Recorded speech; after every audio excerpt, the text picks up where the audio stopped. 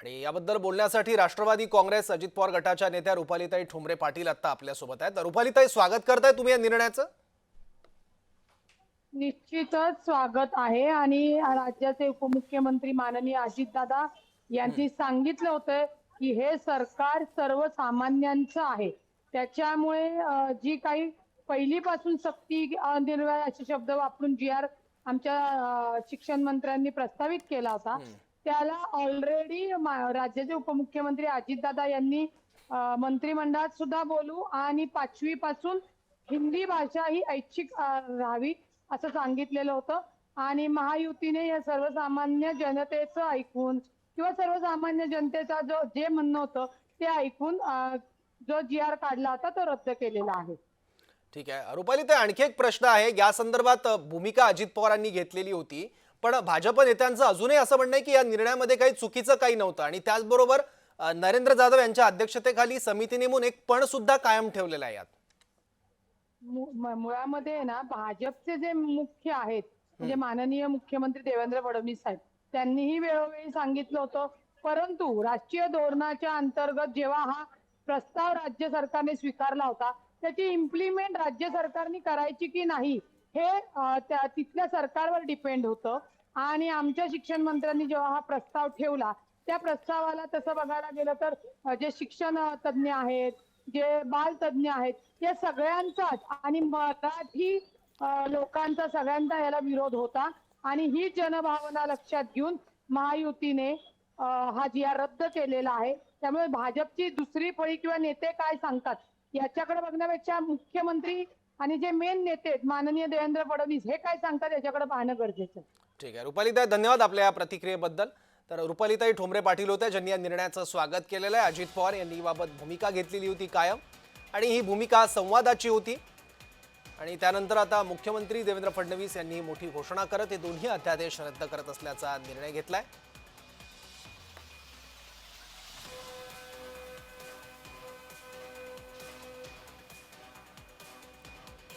रुपालीताई ठोंबरे पाटील आपल्यासोबत अजूनही आहेत, त्यांना आपण आणखी काही प्रश्न विचारणार आहोत। त्याचबरोबर इतरही काही मान्यवर आपल्यात चर्चेसाठी त्यांच्या प्रतिक्रिया जाणून घेण्यासाठी सहभागी होणार आहेत। पण एक महत्त्वाची बातमी आत्ताची सगळ्यात मोठी राज्याच्या दृष्टीने, मुख्यमंत्री देवेंद्र फडणवीस यांनी मोठा निर्णय घेतलाय। त्रिभाषा धोरणासंदर्भातले दोन्ही शासन निर्णय रद्द करत असल्याची घोषणा मुख्यमंत्र्यांनी केलेली आहे। त्रिभाषा सूत्रांचा शासन निर्णय रद्द करत असल्याचं मुख्यमंत्री देवेंद्र फडणवीस यांनी जाहीर केलंय। काही वेळापूर्वी आझाद मैदान परिसरात उद्धव ठाकरेंनी आंदोलन केलेलं होतं आणि जी प्रतिकात्मक होळी उद्धव ठाकरे यांच्या हस्ते करण्यात आलेली होती। यावेळी मनसेचे सुद्धा काही नेते उपस्थित होते।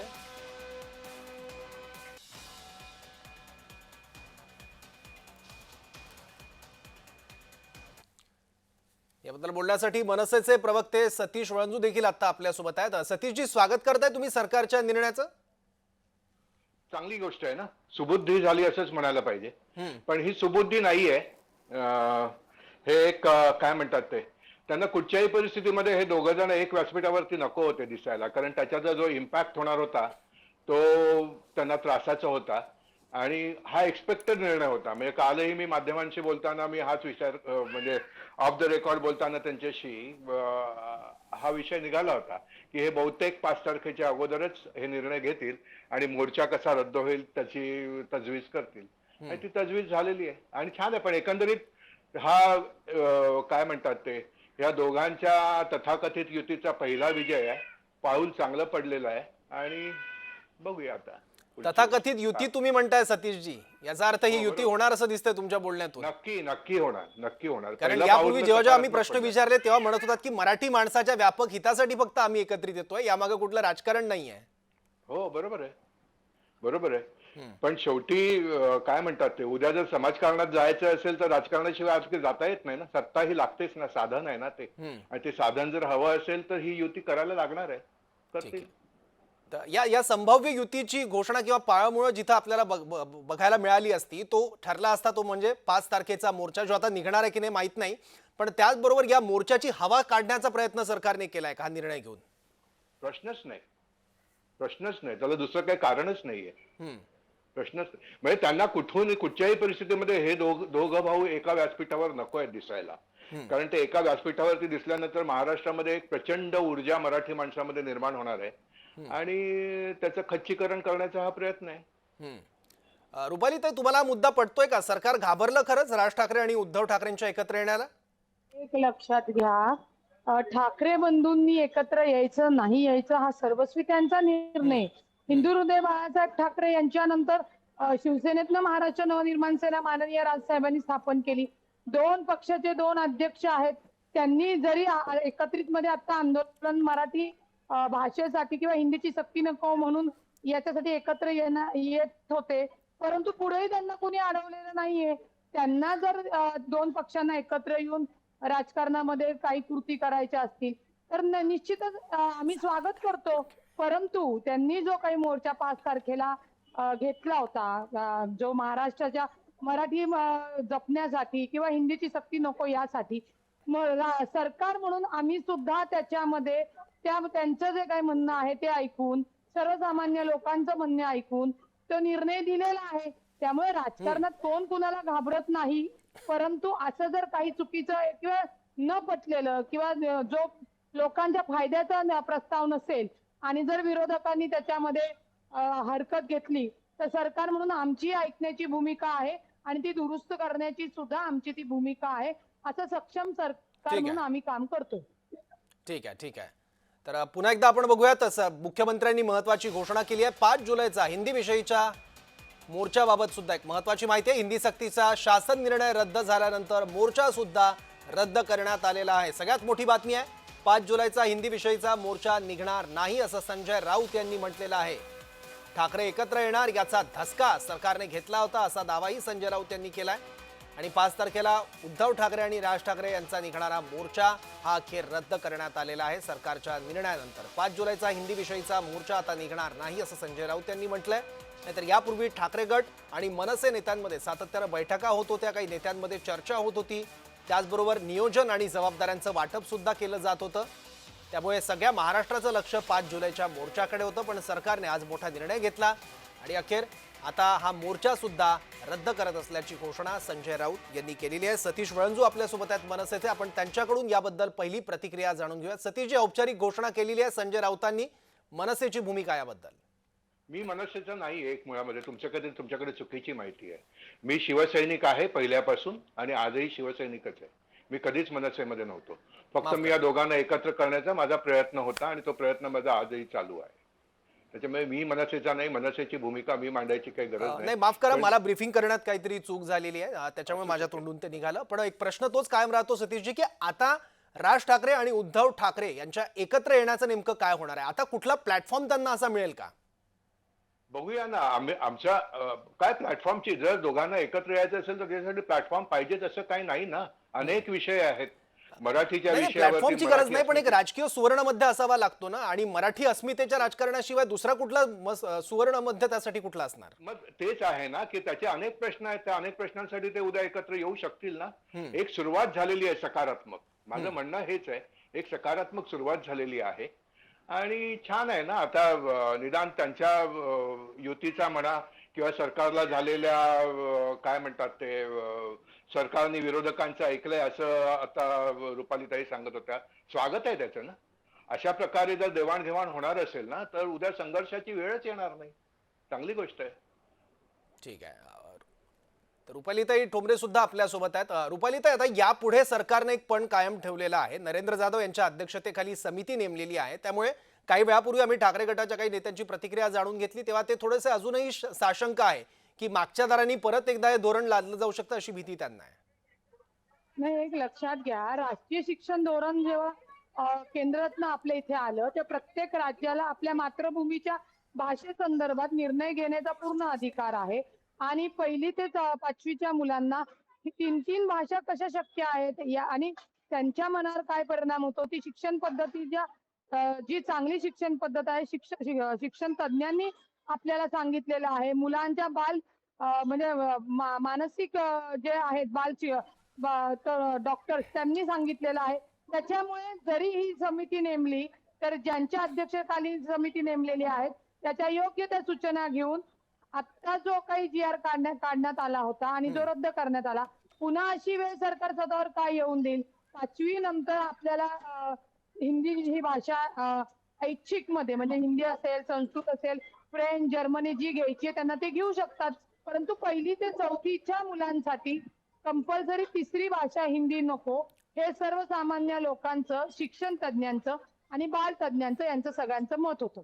ठीक आहे, ठीक आहे. आता भाजप प्रवक्ते अजित चव्हाण सुद्धा आपल्यासोबत कनेक्ट झालेले आहेत. मी अजित चव्हाण यांच्याकडे जातो. अजित चव्हाणजी, मुख्यमंत्र्यांनी मोठी घोषणा केलेली आहे आणि त्यामुळे आता 5 तारखेचा मोर्चा सुद्धा रद्द करावा लागलाय अशी घोषणा राऊतांनी केली.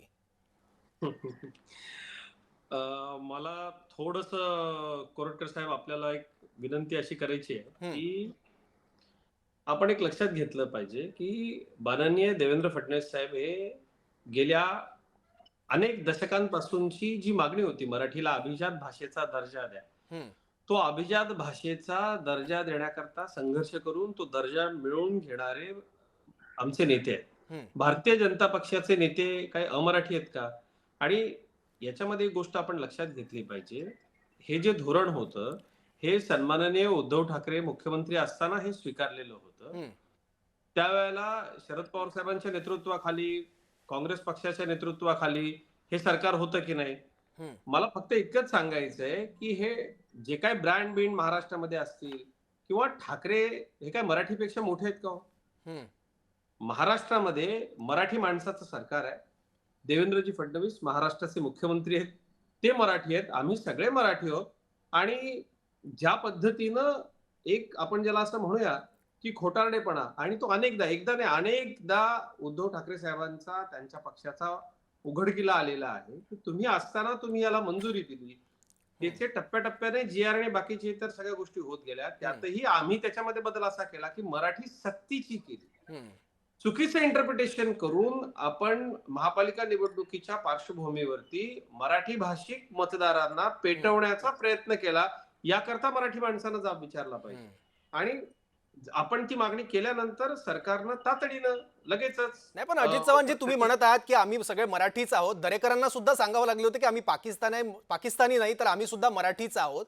असं सांगण्याची वेळ काय ते हा पहिला प्रश्न. आणि दुसरं, जनभावना ही झाल्यामुळे सरकारला बॅकफूटवर येऊन शेवटी हे अध्यादेश रद्द करावे लागलेत. हे मान्य करा ना.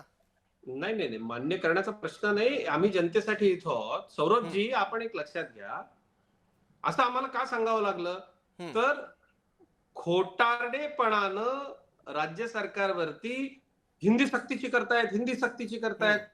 तद्दन खोटं. म्हणजे ही सगळी माणसं खोटारडी आहेत. शरद पवारांना माहित नव्हतं का ते सरकारमध्ये असताना काय घडलं? काँग्रेसला माहित नव्हतं का काय घडलं?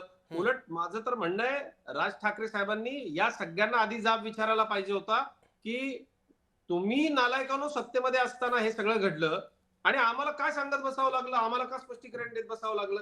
स्पष्टीकरण द्यावं लागतं. आम्ही सत्तेमध्ये आहोत आणि आम्ही जनतेला बांधिलो. सौरभजी, आम्ही काही जनतेशी नाळ तुटलेले नाही होत. आम्ही मराठी आहोत ना. आम्हाला शेवटी देवेंद्रजींनी जेव्हा दूध का दूध पाणी का पाणी केलं, अक्षरशः तोंडावर पडली ना मंडळी ही सगळी. आणि दुसरा विषय, त्यातही तुम्हाला हे नकोच आहे. जर महाराष्ट्राच्या जनतेला नको आहे, जनतेत तुम्ही जर गैरसमज पसरवणार असाल तर रद्द करून टाकू. त्यात काय फार काय म्हणजे एकदम हे केलंच पाहिजे, झालंच पाहिजे. महाराष्ट्रापेक्षा मराठीपेक्षा कोणी मोठं आहे का? पण मला एक इथं विनंती करायची आहे, कुठलंही घराणं असो महाराष्ट्रामधलं, हा महाराष्ट्र आहे, ही मराठी भाषा आहे.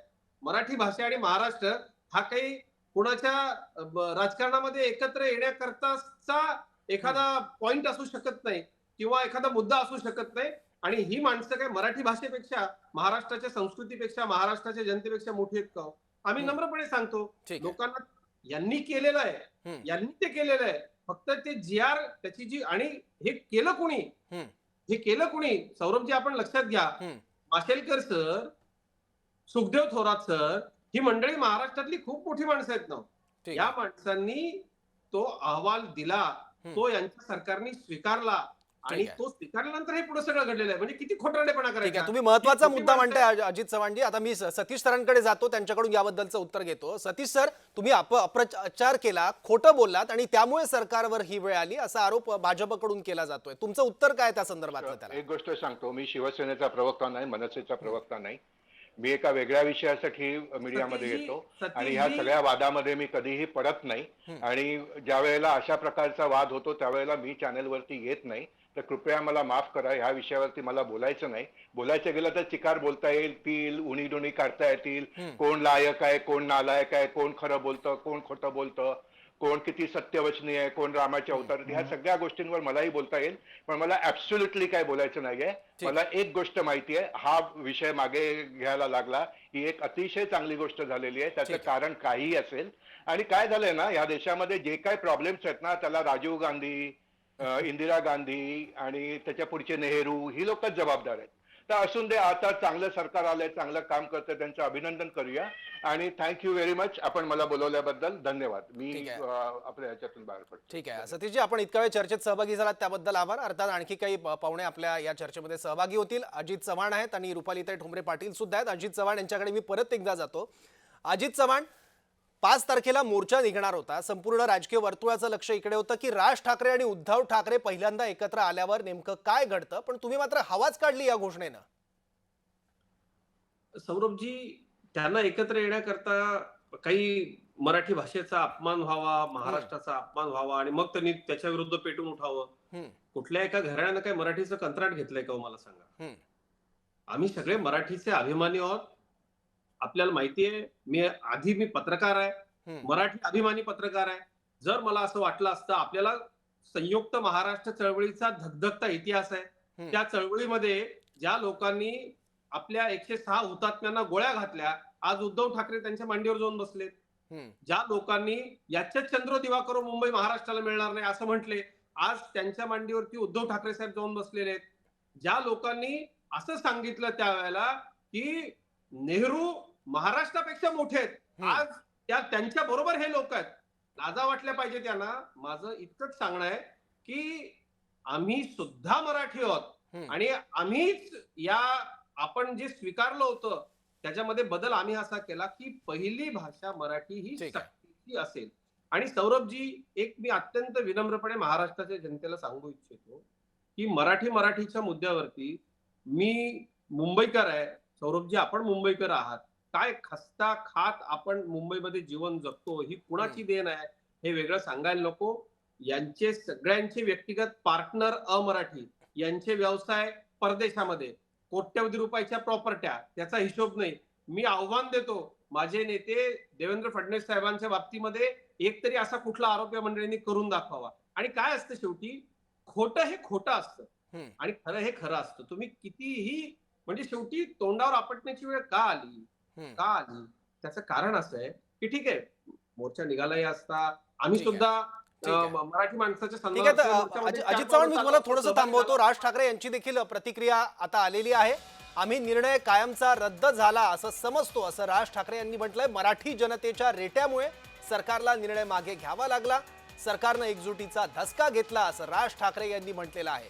याला उशिरा आलेलं शहाणपण म्हणता येणार नाही असंही राज ठाकरे यांनी म्हटलंय. आम्ही निर्णय कायमचा रद्द झाला असं समजतो असं राज ठाकरे म्हणालेत. मराठी जनतेच्या रेट्यामुळे सरकारनं निर्णय मागे घेतला असं राज ठाकरे यांनी म्हटलंय. आम्ही निर्णय कायमचा रद्द झाला असं समजतो, याला उशिरा आलेलं शहाणपण म्हणता येणार नाही अशी प्रतिक्रिया राज ठाकरे यांनी दिलेली आहे. ठाकरे गटाच्या नेत्या सुषमा अंधारे सुद्धा फोनवरून आपल्या सोबत आहेत. सुषमाताई, स्वागत कराल तुम्ही सरकारच्या निर्णयाचं. तांत्रिक कारणामुळे त्यांच्यापर्यंत आपला आवाज जात नाही, पण त्या देखील परत सहभागी होतील. आपण त्यांना प्रश्न विचारूच. आम्ही निर्णय कायमचा रद्द झाला असं समजतो असं राज ठाकरे यांनी म्हटलेलं आहे. थोड्याच वेळात उद्धव ठाकरे यांची पत्रकार परिषद होण्याची शक्यता आहे. परत एकदा आपण अजित चव्हाण यांच्याकडे जाऊयात. अजित चव्हाण, ठाकरे गटाचा रोग बघायला हा मिळतोय. म्हणजे आता राज ठाकरे यांची प्रतिक्रिया आली आहे आणि काही वेळापूर्वी राऊत सुद्धा हेच बोललेले आहेत की दोन्ही ठाकरे बंधूंच्या मोर्चाचा सरकारने धसका घेतला होता. अशी काही भीती होती सरकारला या मोर्चाची? मराठी माणसाच्या मोर्चाला सरकारनं का घाबरावं? आम्ही सुद्धा मराठी आहोत. जर एखादी चांगली गोष्ट सांगण्याकरता या महाराष्ट्रातले सकल मराठीजन आपण सगळे एकत्र येत असू, तर सरकार म्हणून आम्हाला त्यांचं ऐकणंच आहे. आणि जर मुद्दा बरोबर असेल, जो निर्णय उद्धव ठाकरेंच्या काळामध्ये महाविकास आघाडीने घेतला होता, त्या निर्णयाचा हा परिपाक आता विरोधात गेल्यानंतर त्याला विरोधाची किनार दर्शवून, त्याला विरोध करून आपलं राजकारण शेकवण्याकरता केलेला हा सगळा प्रकार होता. आणि मला असं वाटतं की महाराष्ट्रापेक्षा मराठी भाषेपेक्षा कोणी मोठं नाही. आणि सौरभजी, माझी माध्यमांना सुद्धा एक विनंती आहे की काय जे कोणाला एकत्र यायचं, दोन पक्ष आहेत, स्वतंत्र विचाराचे आहेत, ते येतील ना, त्यांच्यातली भांडणं विसरतील. पण ते मराठीच्या मुद्द्याकरता, अहो आम्ही काय पाकिस्तान मधून आलो आहोत का? ठीक आहे. आम्ही काय अमराठी आहोत का? आम्ही अजित सगळे मराठी अजित आहोत. चव्हाण, मी तुमच्याकडे परत एकदा येतो. सुषमा अंधारे परत एकदा फोनवरून आपल्यासोबत आहे. आपण त्यांना एक प्रश्न विचारूयात. सुषमाताई, स्वागत कराल सरकारच्या निर्णयाचं? नाही, सरकारच्या निर्णयाचं स्वागत करण्यापेक्षा मला असं वाटतंय की हा विजय हा इथल्या एकूण महाराष्ट्रातल्या मराठी माणसांचा विजय आहे. मराठी अस्मितेवर जर कोणी घाला घालण्याचा प्रयत्न केला तर इथला मराठी माणूस पेटून उठतो आणि त्यापुढे देवेंद्र फडणवीस काय, कोणीही असला भला भला तरी त्याला झुकावं लागतं. ते झुकलेले आहेत आणि मराठी माणसाने स्वतःची एकजूट दाखवलेली आहे. या निमित्ताने फक्त हा विजय ठाकरेंचा विजय नाही, तर हा विजय महाराष्ट्रातल्या मराठीवर प्रेम करणाऱ्या पक्षीय राजकारणाच्या पलीकडे जाऊन जो इथल्या मराठी अस्मितेसाठी लढतो आणि कटिबद्ध आहे त्या प्रत्येकाचा हा विजय आहे. या निमित्ताने अजून एक गोष्ट महत्वाची स्पष्ट झालेली आहे की कालपर्यंत देवेंद्र फडणवीस, त्यांचे सगळे प्रवक्ते, त्यांच्या सगळ्या भाजप प्रायोजित राजकीय रोजगार हमी योजनेचे मजूर जे फार अगदी बेंबीच्या देठापासून ओरडून सांगत होते की अशी कुठली सक्ती झालेलीच नाहीये, असा कुठला जी आर निघालेलाच नाहीये, ते सगळे तोंडघशी पडलेले आहेत. कारण जी आर निघालाच नसता तर मग आज जी आर रद्द करण्यासाठी पत्रकार परिषद का घ्यावी लागली असती? पण सुषमाताई, हा निर्णय मुळात उद्धव ठाकरेंच्याच कार्यकाळात घेतला गेला होता, पण तरी सुद्धा तुम्ही खोटा अपप्रचार केला आणि त्याला जनता बळी पडली, असं भाजपचं म्हणणं आहे. नाही, भाजपा खोटं बोलायचं पण रेटून बोलायचं हा भाजपाचा स्थायी भाव आहे. मी म्हटलं ना की कालपर्यंत हेच लोक सांगत होते की मुळात असं काही घडलेलंच नाहीये, मुळात असा निर्णयच झालेला नाही असं कालपर्यंत हे लोक सांगत होते. आता आज ते पत्रकार परिषद घेऊन सांगतायत की सुषमाताई, नाही, नाही, आम्ही भाजपचे विचार प्रवक्ते करत अजित आहोत. चव्हाण आहेत, त्यांना तुम्हाला काही प्रश्न विचारायचे आहेत. सगळ्यांच्या संदर्भाने काही काय म्हणता येईल की अहवाल कोणी स्वीकारला आणि काय नाही. फेब्रुवारी 2022 ला माशेलकर समितीचा अहवाल आहे. जुलै 2022 ला सरकार बदललेलं आहे. मधल्या काळात अभ्यास करण्यासाठी अहवाल पाठवलेला होता. जुलै 2022 नंतर हा सगळा अहवाल स्वीकारायचा की नाही स्वीकारायचा, तर जुलै 2022 झालेला आहे. त्यामुळे ही सगळी जबाबदारी जबाबदारी आहे. ठीक आहे, थँक्यू. ठीक आहे. तर गजानन काळे, मनसेचे नेते सुद्धा सहभागी झालेले आपल्या चर्चेत. गजानन काळेजी, आता राज ठाकरे यांची प्रतिक्रिया आलेली आहे. राऊतांनी मोर्चा रद्द करत असल्याची घोषणा केलेली आहे. तुमची प्रतिक्रिया मुख्यमंत्र्यांच्या पहिल्या निर्णयाबद्दल? नाही, सर्वप्रथम मला वाटतं सन्माननीय राजसाहेबांनी आताच थोड्या वेळापूर्वी ट्विट केलेलं आहे. मराठी माणसाच्या एकजुटीपुढे सरकारला झुकावे लागले आणि हा मोर्चा, जसं सन्माननीय राजसाहेब ठाकरे म्हणतात, संयुक्त महाराष्ट्राच्या आंदोलनाच्या वेळी जे मोर्चे झालेत, न भूतो न भविष्यती असा मोर्चा होण्याचा धसकाच राज्य सरकारने घेतला.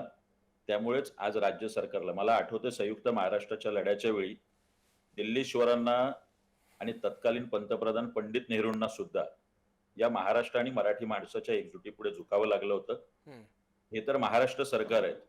त्यामुळे मला वाटतं मुख्यमंत्री देवेंद्र फडणवीस जे मराठी जनतेपुढे आज खलनायक म्हणून आले असते, त्यांनी हे आपल्याला स्वतःला वाचवलं, एवढंच मी या वेळात म्हणू शकेन. बापरे, अत्यंत गंभीर मुद्दा उपस्थित केला अजित चव्हाण. तुम्ही सहमत नसालच? नाही नाही, अजिबात नाही. विषय सहमत असहमतचा प्रश्न नाही सौरभजी. मला एक गोष्ट इथे सांगायची आहे की या महाराष्ट्राच्या जनतेपेक्षा आणि महाराष्ट्रापेक्षा कोणीच मोठं नाही. महाराष्ट्राच्या जनतेसमोर एकदा सोडून 100 वेळा नाही, पण गजानन काळेंनी मुद्दा उपस्थित केला तो हा की देवेंद्र फडणवीस यांची खलनायकी प्रतिमा तयार होत होती मराठी जनमानसात.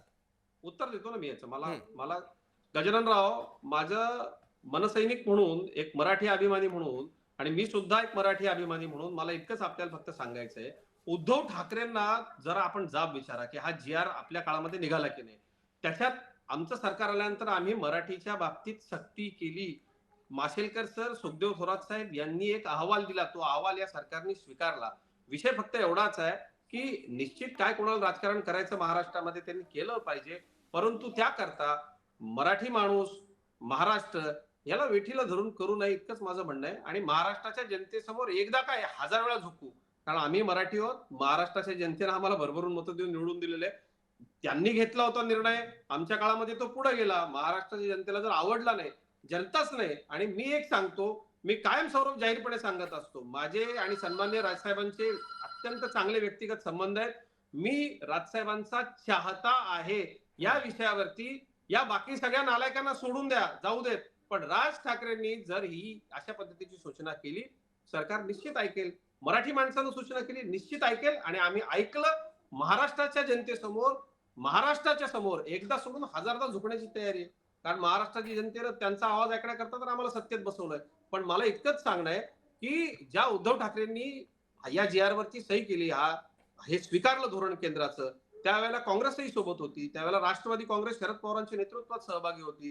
त्यावेळेला हे सगळी मंडळी कुठे गेली होती? तेव्हा कुठे गेला होता राधास होता तुझा धर्म? रिफायनरी पासून मराठी भाषेपर्यंत प्रत्येक मुद्द्यावर दिसतं, आधी करायचं, सत्तेत आलं की करायचं, विरोधात गेलं की विरोध करायचा. उद्धव ठाकरेंचा हा स्थायी भाव आहे. आम्हाला हे सगळं माहिती आहे. त्यामुळे आणि काय कोणाला घाबरून बिबरून नाही हो, एक गोष्ट लक्षात घ्या. महाराष्ट्रामध्ये आम्ही सगळे राजकारण करतो, कोण कोणाला घाबरत नाही. या महाराष्ट्राची एक वेगळी संस्कृती आहे. मराठी भाषा, महाराष्ट्र या विषयावरती आम्ही सगळेच अत्यंत संवेदनशील आहोत. महाराष्ट्राच्या जनतेला एखादी गोष्ट आवडली नाही तर सरकार म्हणून ती ऐकली पाहिजे. त्या विषयामध्ये जनतेला आवडत नाही, तो विषय रद्द केला, इतकाच हा विषय. आणि मला असं वाटतं माध्यमांनी सुद्धा कुठले राजकीय पक्ष एकत्र यावेत, त्यांनी यावेत, त्यांचे मुद्दे काय असावेत हे सगळं ठीक आहे. पण त्याकरता महाराष्ट्र, मराठी भाषा, मराठी माणूस याला वेठील धरू नये सौरभजी, हे माझं माध्यमांना सुद्धा आव्हान.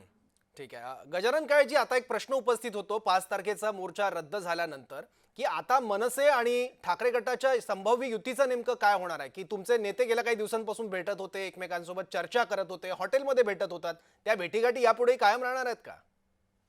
मुळात हा जो काही प्रश्न आपण विचारलाय तो वरिष्ठ पातळीवरचा निर्णय. आता तरी मराठीसाठी म्हणजे राजसाहेबांनी मला वाटतं त्या मुलाखतीतही सांगितलं होतं, ज्यावेळी महाराष्ट्र आणि मराठी हा प्रश्न येईल त्यावेळी सर्वच राजकीय पक्षांनी आपले जोडे बाहेर ठेवून एकत्र यायला पाहिजे. आणि त्याच अनुषंगाने यावेळी सुद्धा सन्माननीय राजसाहेबांनी पुढाकार घेतला होता. आणि 5 जुलैच्या मोर्चासाठी स्वतः सन्माननीय संजय राऊत साहेबांना फोन करून उद्धवजींना यांचा निरोप देणं, हा सगळा मला वाटतं सन्माननीय राजसाहेबांनी ह्या विषयाचा पुढाकार घेतला. त्यामुळे त्या युती हा विषय तरी वेगळा राहिला तरी आत्ताची दास्ती मला वाटतं किमान मराठी, महाराष्ट्र याचबरोबर ठाकरे ब्रँडची सुद्धा सरकारला धास्ती होती किंवा नव्हती हे मला वाटतं अजितराव योग्य प्रकारे सांगू शकतील. राहिला प्रश्न उद्धव ठाकरे आज संध्याकाळी त्याचं उत्तर देतील माशेलकर समितीचं. जर सरकारला ही गोष्ट लक्षात आणून द्यायला ज्यावेळी पूर्ण महाराष्ट्र आणि मराठी माणूस एकवटला या विषयाचा निषेध करू लागला, विरोध करू लागला, त्यावेळी सुचलंय म्हणजे स्वतःवरती येणारं जे काय आहे ते अशा पद्धतीने आपण हे करता. आणि जर त्यावेळात उद्धव ठाकरेंच्या माध्यमातून सुद्धा हा जर शासन निर्णय काढला गेला असता तर कडवट मराठी म्हणून सन्माननीय राजसाहेबांनी आणि महाराष्ट्र नवनिर्माण सेनेने अशाच पद्धतीने विरोध केला असता. ही गोष्ट सुद्धा मी इथे नमूद करू इच्छितो. मुळातच मला वाटतं भारतीय जनता पक्षाचे प्रवक्ते, नेते यांनी राष्ट्रीय शिक्षण धोरणाचा अभ्यास परत एकदा करण्याची गरज आहे. कुठेही पहिलीपासून त्रिभाषा सूत्र लागू करा असं राष्ट्रीय शिक्षण धोरण म्हणत नाही, नंबर 1. नंबर 2, त्या त्रिभाषा सूत्रात सुद्धा ज्या पद्धतीने पहिला हिंदी अनिवार्याचा एप्रिलमध्ये शासन निर्णय, जूनमध्ये हिंदी सर्वसाधारण भाषा म्हणून निर्णय, असा कुठेही उल्लेख नाही. आपण जे काही उत्तरेतले जे काही 7-8 राज्य आहेत त्याच्यामध्ये तृतीय भाषाचं सूत्र नाही. या सगळ्या गोष्टींचा अभ्यास करून जर मला वाटतं भारतीय जनता तर ह्या सतत समित्या नेमायची गरज त्यांना पडणार नाही. परत एकदा मी जाता जाता एवढंच म्हणतोय, नरेंद्र जाधव साहेब यांच्या अध्यक्षतेखाली आपण समिती नेमली, मात्र परत एकदा आडमार्गाने आपण ती सक्ती जर लादणार असाल तर या पद्धतीचाच असंतोष महाराष्ट्र नवनिर्माण सेना आणि मराठी आणि महाराष्ट्राकडून होणार, अशाच पद्धतीचा विरोध होणार. 3 महिन्याचा आपण कालावधी दिलेला आहे, पण आपण या भ्रमात महाराष्ट्र सरकारने राहू नये की परत एकदा आपण वेगळ्या आडमार्गाने, आता सर्वसाधारण शब्द वापरलाय म्हणून परत एकदा काहीतरी वेगळा शब्द वापरून जर आपण हिंदीचं सक्तीकरण जर पहिलीपासून आणलं तर याच पद्धतीने विरोध परत एकदा होईल. त्यामुळे आता यातून योग्य तो धडा घ्यावा. 2 वेळा 2 पावलं मागे आपण आलाय मला वाटतं राज्य सरकारने, तर आता सरकारने ही काळजी स्वतः घेतली पाहिजे. ठीक आहे. अजित चव्हाण यांनी मुद्दा उपस्थित केलेला मुद्दा बरोबर आहे, जो ठाकरे गटाने सुद्धा काही वेळापूर्वी उपस्थित केलेला होता, की उद्या जर या समितीचा अहवाल आला आणि या समितीने अशा पद्धतीच्या धोरणाची शिफारस केली तर परत मागच्या दरानं हे धोरण सरकार अंमलात आणणार का? सौरभजी, असं अजिबात होणार नाही. पण मी आता हा विषय मुळात काय आहे की ज्या माणसाची क्रेडिबिलिटी असते हम्म. त्या माणसानं प्रश्न विचारले तर त्याला उत्तर दिलं पाहिजे. हम्म. सुषमाताईंनी थांबायला पाहिजे होतं. त्या नेहमी चर्चेमध्ये मी बोलायला लागलो की सुषमाताई काढता पाय घेतात. हम्म. आता विषय असा आहे की महाराष्ट्रामध्ये काही अतिशहाणी व्यक्तिमत्व आहेत जी स्वतःला फार सर्वज्ञानी समजतात. त्यापैकी काही लोकांनी उद्धव ठाकरेंना पुरतं बुडवलंय. आता जे काय थोडे बुडबुड आहेत ते शिल्लक ठेवणार नाहीत याची आम्हाला खात्री आहे आणि त्या लोकांना आमच्या शुभेच्छा आहेत. माझं सांगणं इतकंच फक्त आहे की या विषयावरती राज ठाकरे यांनी आवाहन केल्यानंतर हम्म. जी सगळी मंडळी आली याला म्हणतात विश्वासार्हता. त्या हम्म. मुद्द्यावरती विश्वासार्हता. पण हे आपण केलंय. नाही नाही, आपण मग फक्त अजित करून दादा, ठेवलंय. राज ठाकरेंची जर इतकी विश्वासार्हता आहे, मराठीबद्दल पोटतिडकीनं बोलणारा तो नेता आहे, त्याचबरोबर भाजपच्या सगळ्या वरिष्ठ नेत्यांचे राज ठाकरेंशी घरोब्याचे संबंध आहेत, मग हे धोरण आणण्यापूर्वी एकदा राज ठाकरे या नेत्याशी चर्चा करावीशी का वाटली नाही सरकारला? सौरभजी, आपण एक लक्षात घ्या, कुठलंही धोरण किंवा हम्म. कुठलाही कायदा किंवा कुठलाही काही विषय जो आहे जो सगळ्यांसाठी असतो तो अस्तित्वात येत असताना एक जाहीर प्रकटन, जाहीर सूचना सरकारच्या वतीने दिली जाते. त्याच्यामध्ये सगळ्यांचेच, अगदी सामान्य माणसाचे, कारण शेवटी सामान्य माणूस या महाराष्ट्राचा, हिंदुस्थानचा मालक आहे. हम्म. त्यांच्याकडनं सूचना, हरकती मागवल्या जातात. त्यामुळे प्रत्येकाचा विचार घेतला जातोच जातो. याच्यामध्ये मला फक्त इतकंच आता सांगायचं आहे की मराठी माध्यमांनी या मुद्द्यावरून ठाकरे बंधू एकत्र येणार का? मी तुम्हाला सांगतो, ज्या पद्धतीनं राजकारणात सगळ्या घडामोडी होत असतात ते सगळं पाहिल्यानंतर मला याची पूर्णपणे खात्री आहे. कारण महाराष्ट्र नवनिर्माण सेनेच्या अनेक वरिष्ठ नेत्यांशी मी खासगीमध्ये बोललो, चर्चा केलेली आहे. राजसाहेबांच्या अत्यंत विश्वासू सहकाऱ्यांनी त्यांचा वारंवार जो विश्वासघात उबाठा गटाकडनं झालेला आहे त्याच्याबद्दल अत्यंत तीव्र संताप व्यक्त केलेला आहे.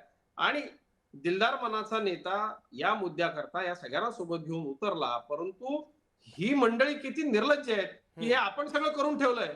हे आपण मराठी माणसाच्या मनामध्ये आता फक्त मतांकरता ही विरोधाची ज्योत जागवतोय. आणि त्याकरता मला असं वाटतं या सगळ्या करता मराठी या विषयावरती सन्माननीय राजसाहेब ठाकरे यांची विश्वासार्हता उद्धव ठाकरे, शरद पवार आणि काँग्रेसनं वापरून घेतली.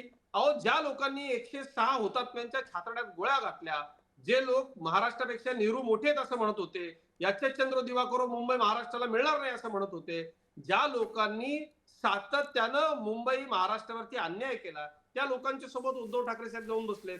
माझं तर स्पष्ट म्हणणं असं आहे, आता हे सगळं झाल्यानंतर ज्या वेळेला सप्रमाण सहपुरावा सगळं पुढे आलंय, राज ठाकरेंनी आता या लोकांचे कान धरले पाहिजे आणि यांना जाब विचारला पाहिजे की तुम्ही महाराष्ट्राला, मराठी माणसाला आणि मराठी जनतेला असं फसवता.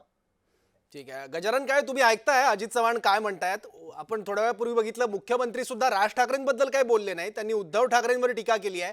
अजित चव्हाण सुद्धा राज ठाकरेंना काही बोलायला तयार नाहीयेत. म्हणजे मनसेला भाजपला अजूनही दुखवायचं नाहीये. नाही, बोलायचं काय सौरभजी, त्यांचा काय संबंध? ते सत्तेत होते का? तर नव्हते. या सत्तेत असलेल्या लोकांनी हे करून ठेवलं, ते पुढे नाही, तुमच्या बोलण्याचा रोख आहे की मनसेचा वापर होऊ लागला, राज ठाकरेंचा वापर करून घेऊ लागले काय राजकीय पक्ष आपल्या राजकीय स्वार्थासाठी? गजानन काळेंकडून उत्तर घ्यायचंय मला. म्हणून सगळे लोक आले हो सोबत. सन्माननीय पण हे खोटारडे लोक आहेत. ठाकरे यांनी जे संदीप देशपांडे यांनी ट्विट केलं होतं आणि त्यात तो व्हिडिओ जाहीर केला होता, मराठीसाठी आणि महाराष्ट्रासाठी आम्हाला कोणाचेही पाय चाटावे लागले तरी मी चाटेन, हा शब्द सन्माननीय राजसाहेब ठाकरे या व्यक्तीचा होता.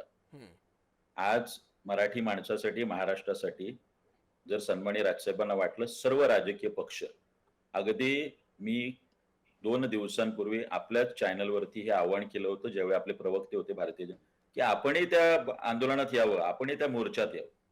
मला याची कल्पना आहे की भारतीय जनता पक्षामधल्या सुद्धा अनेकांना हा निर्णय राज्य सरकारचा पटलेला नाही. याच राज्य सरकारमधल्या घटक पक्ष असलेल्या अजित पवारांनी जाहीर नाराजी व्यक्त केली आणि त्यांनी सांगितलं की 5वी पासूनच हिंदी असायला हवी.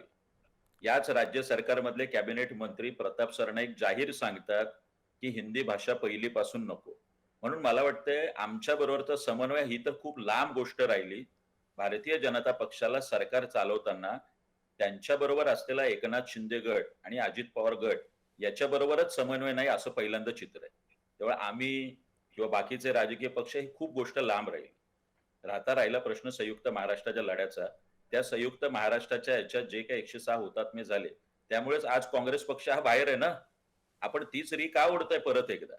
त्या संयुक्त महाराष्ट्रामध्ये महाराष्ट्राच्या आंदोलनात 106 हुतात्मे केले, म्हणून आज गेली 10 वर्ष केंद्रात आणि राज्यामध्ये काँग्रेस सरकार नाहीये.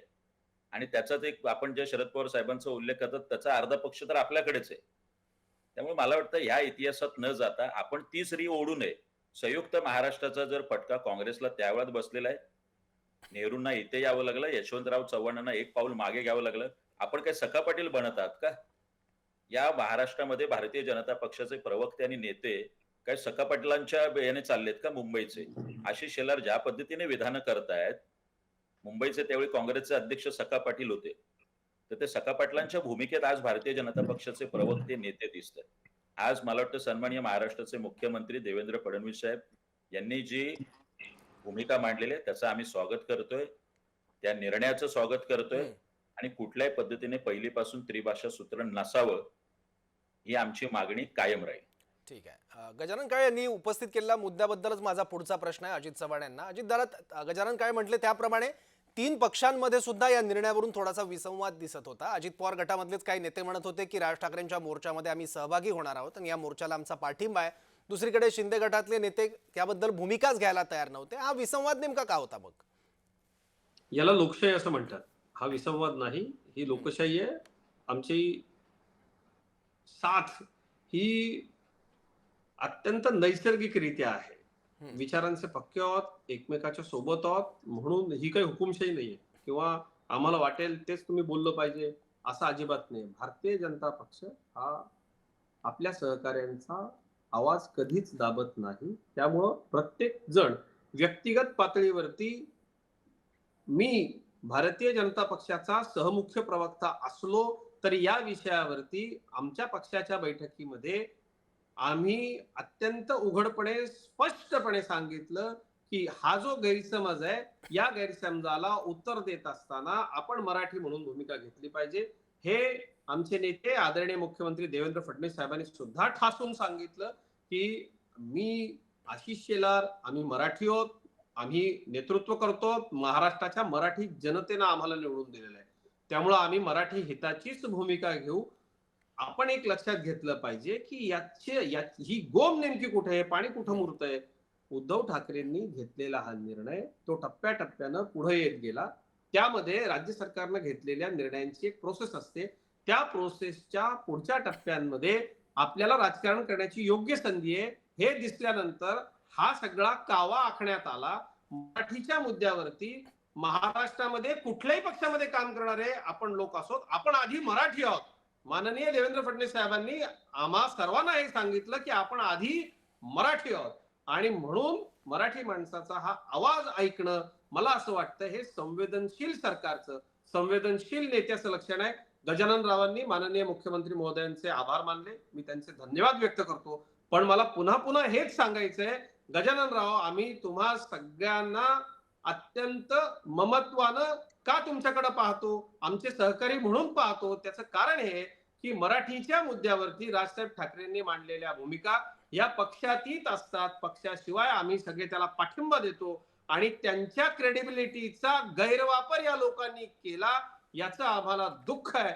आपण केलं ते लपवून ठेवलं, ते सांगितलं नाही आणि या मुद्द्यावरून काहीतरी आपल्याला महापालिका निवडणुकीच्या पातळीवरती तापवून घेता येतं का, मनसेला त्याच्यामध्ये सोबत घेऊन आपल्या पदरात काही फायदा पाडून घेता येतो का, हे सगळे खलनायक आहेत. काँग्रेस याच्यातला नंबर 1 खलनायक आहे आणि आपण म्हणताय तसं आम्ही कधीच मराठी माणसाची अवहेलना करू धजावणार नाही. एक वेळा काय, 1000 वेळा महाराष्ट्राच्या मातीसमोर, महाराष्ट्रासमोर, शिवरायांसमोर झुकण्यामध्ये काय त्याच्यात वाईट आहे? जर लोकांना आवडलं नाही सरकार म्हणून आपण ते ऐकलं पाहिजे, ते आम्ही रद्द केलं. आणि मला असं वाटतं यानंतर राजकारण करण्याकरता उद्धव ठाकरे आणि त्यांच्या चौकडीनं इतर काहीतरी चांगले मुद्दे शोधावेत, जनतेच्या हिताचे मुद्दे शोधावेत. अशा पद्धतीच्या भावनिक मुद्द्यांवरती शब्दच्छल करून अशा पद्धतीनं लोकांना भ्रामक पद्धतीनं खोटं नाटं सांगून झालंय काय माहिती का, या काँग्रेसच्या सवयी आहेत सगळ्या, हे चुकीच्या संगतीत आहेत. काँग्रेसने जसं संविधानाचा सर्वाधिक गैरवापर केलेला काँग्रेस पक्ष म्हणतो संविधान खतरे में है आणि सत्ता मिळवण्याचा प्रयत्न करतो, तो कुठेतरी थोडा यशस्वी झाल्यानंतर या लोकांना, सौरभ राव, आता असं वाटू लागलंय की लोकांपर्यंत आपण खोटे मुद्दे जर पोहोचवले तर ते लोकांना खरे वाटू ठीक लागतात आहे. आणि त्यातनं आपल्याला ठीक आहे. मतं मिळतात. ठीक त्याचा आहे हा अजित चव्हाण, मी तुम्हाला थांबवतो आणि गजानन काळे तुम्हाला थांबवतो.